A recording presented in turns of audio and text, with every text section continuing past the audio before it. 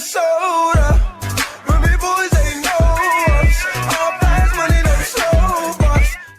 Okay, so what is going on, you guys? Brandon here, aka Brawadis, and I'm here to bring you guys my third NBA video of the day. Today I'm going to be previewing and predicting how this season will go for the New York Knicks. Now, you know how a lot of players kind of get afraid to play for the New York Knicks because of the New York Knicks media, how they're so harsh?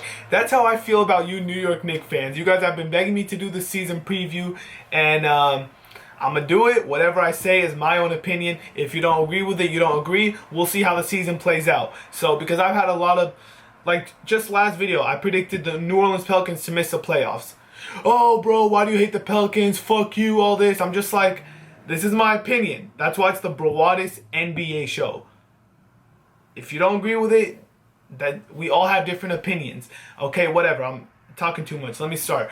So, the New York Knicks, in case you missed it, they definitely upgraded. Okay, they upgraded. They won 32 games last year and lost 50. The year before that, they won 17 and lost 65. So these last two seasons have not really been piece of cake for New York Knicks fans, and there's no doubt that they upgraded. You could start at head coach. Last year, the Derek Fisher and Kurt Rambis combination at head coach was, I'm going to just leave it up to you Knicks fans to let yourselves know how good that went. Here's a hint. If you have a trash can handy, you might want to use it, because a lot of Knicks fans throw up at the sound of Derek Fisher and Kurt Rambis head coaching. So they brought in Jeff Hornacek, who I'm very familiar with. He coached the Suns for almost 3 seasons. If you can't tell, I'm a huge Suns fan. So Jeff Hornacek, the thing about him, he's not too defensive-minded, which is why they brought in some defensive-minded players over the summer. But he's a great offensive head coach. He likes to run those 2-guard lineups, which is why they also brought in Brandon Jennings, because there will be, although Brandon Jennings is the primary 6th man of the New York Knicks, there will be a lot of lineups where the New York Knicks go small, and Brandon Jennings will be playing alongside Derrick Rose instead of backing him up. But let's keep it going. So they hired Jeff Hornacek as head coach. He doesn't have the best record. His overall record in his career is 101 wins to 112 losses. So if you just look at the record, you might not think he's a good coach, but he's an upgrade, and that's all that matters for now. The New York Knicks aren't aiming for the NBA championship. They're not going to beat the Warriors or beat the Cleveland Cavaliers. They just needed an upgrade, and they upgraded at head coach. Then you look at the point guard position. New York Knicks fans, let me ask you again. Who was the New York Knicks point guard for last season? Jose Calderon. Are you kidding me? So now I understand why New York Knicks fans were so fucking angry at last season. I mean, you had that Kurt Rambis head coach period, and then Jose Calderon started. It was just terrible. So then, obviously, in case you missed it somehow, the New York Knicks ended up trading for Derrick Rose. They traded Robin Lopez and Jerian Grant for Derrick Rose. So, I mean, they honestly didn't give up too much. What they're hoping is obviously Derrick Rose, although him returning to his MVP self is out of question. Sadly, that's never going to happen for the rest of his career. They hope for him to at least play like he did last season, which was 16 points and 5 assists, which is not bad at all, and maybe even a little better, because, well, we'll get into Derrick Rose more later. Let me just keep going over it. So they upgraded at head coach. Then you look at point guard position, they upgraded there.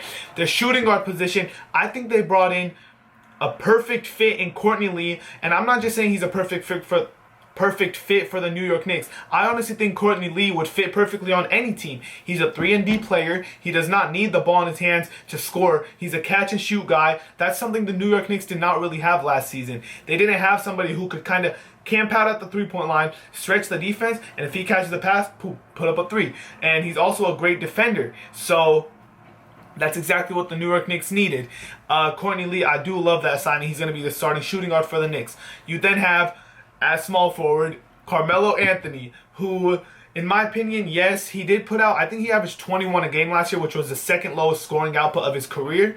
Yes, he was hurt. He's been actually banged up for the past couple of seasons, but nonetheless, he's an all-star player. He's a superstar still, and he could lead. That team's going to go as far as Carmelo Anthony carries them. That's all I'm going to say for now. Power forward, you have the 7'3" monster, Kristaps Porzingis, Rookie of the Year votes last year. He obviously didn't win it, but he got a lot of votes.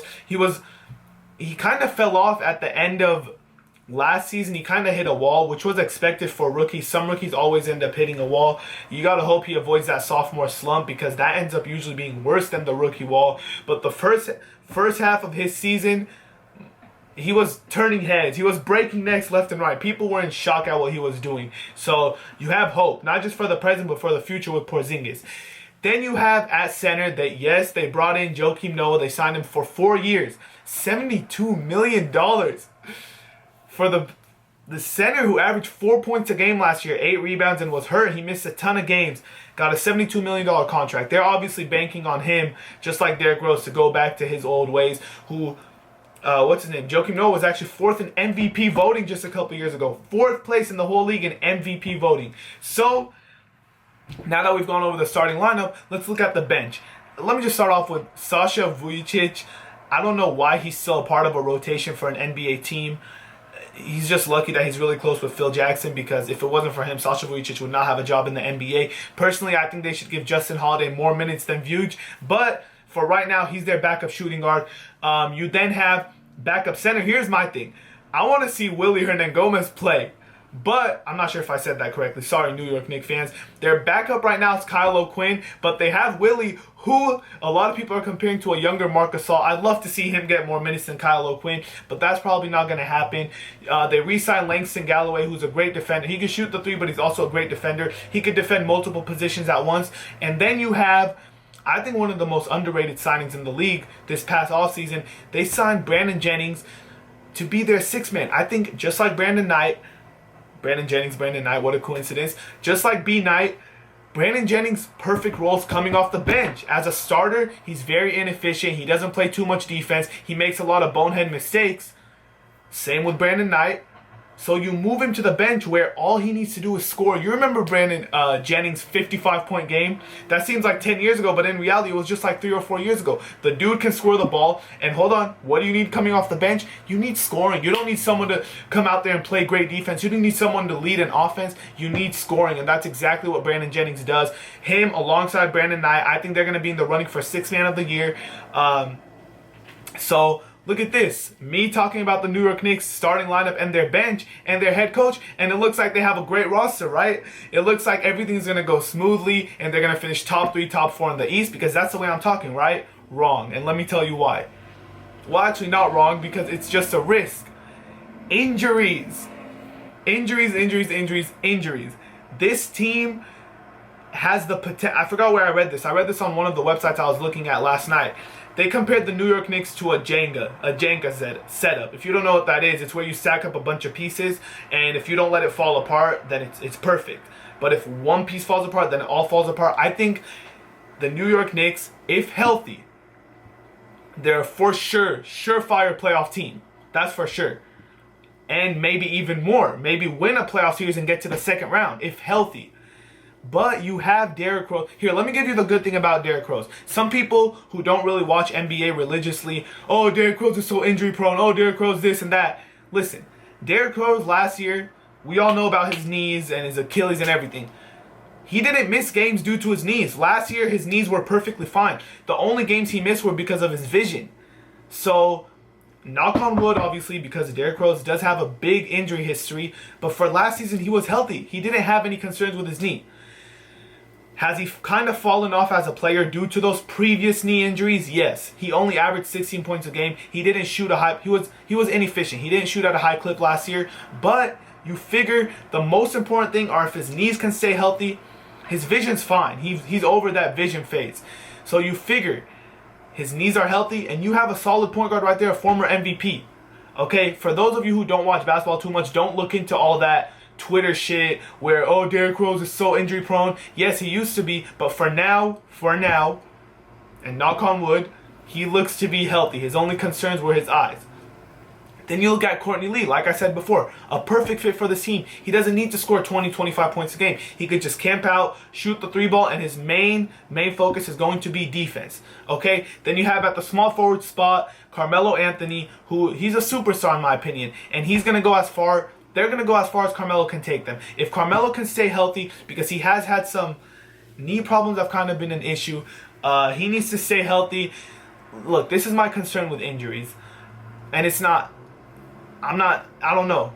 The injury factor with this New York Knicks team is, so you start with Joakim Noah, who he missed a ton of time last season, and even when he was playing, he seemed kind of timid. He seemed kind of hesitant because of his shoulder. So that's one player who you got to worry about injuries. Then Carmelo, I'm not going to say Carmelo's injury prone, but he has had some knee problems the past 2 years. I think last season his knee problems weren't extreme, but they just kind of shut him down for precautionary reasons. So I don't think you should worry too much about Carmelo, but you can't deny the fact that some injuries were there. And then you obviously have Derrick Rose, who, like I said, although last year the knees weren't a concern, the knees have been a concern for every other year of his career. So you do have to watch out for that. A lot of people call him a walking piece of glass. I don't think he's that injury prone, but he is D Rose, so you have to watch out for that, of course. And then you have Brandon Jennings, who people forget had that really bad Achilles tear. And although he says he's perfectly fine, what else are you going to say? So there's a lot of question. Oh, and then Porzingis. This is not an injury question mark, but this kind of has to worry some Knicks fans, because when you start off so good, how old is he? I think 19 years old. When you start off so good, everyone expects you to keep going up. You know, you're only 19 years old. You're not supposed to decline at that age. But he kind of hit a wall his rookie season after the All-Star break. And people started talking about him less. If you look over his stats, he wasn't playing too well. His defense was still great. His defense didn't fall off. But his offense kind of started falling down the ladder. And there's this such thing called a sophomore slump. Every single fan of a good rookie player who's entering their sophomore year, aka me with Devin Booker, or fans with like Karl Anthony Towns should be, there's always this worry where, oh, hopefully they don't hit a sophomore slump. And hopefully Porzingis won't hit one, because I like the kid. I think he's going to be a monster, and I think in his prime he's going to be a scary player in the NBA. But he kind of showed some signs of slowing down last year, but that's beyond the question. I'm talking injuries here. This New York Knicks team is one of the most confusing teams to predict in the East, because let me tell you this, in my opinion, the East top 3 or 4 seeds are going to be secure, and then from that 5th seed, the 4th or 5th seed, all the way down to like 11 or 12, in my opinion, are going to be separated by like 1 or 2 games. So if you just injury hits you and one of your players misses 15, 20 games, I think you could fall from 5th seed to 12th seed in a matter of a week. Or let's say it's going to be, in my opinion, again, the difference between missing the playoffs badly, a couple spots out, and competing for home court advantage in the first round is going to be a matter of 1 or 2 games. So this New York Knicks team, they added a ton of talent. They brought in a bunch of new players.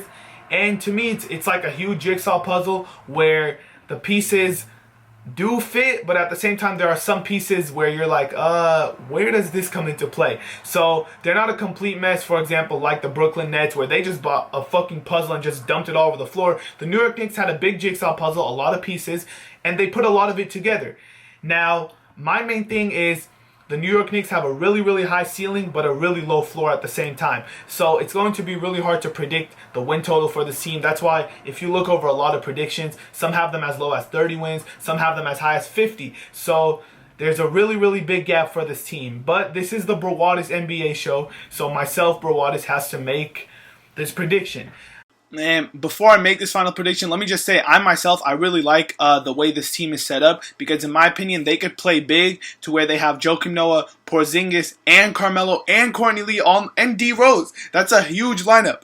They could go big against these smaller teams that try to run, and they could kind of bully them off the court, because Joakim Noah is a center, but Porzingis can also play center, so you slot him at power forward. And then Carmelo, who could play power forward, you slot him at the small forward. D Rose is a really big point guard, not just height, but he's also muscular with his size. Courtney Lee could play small forward, but you would have him as shooting guard.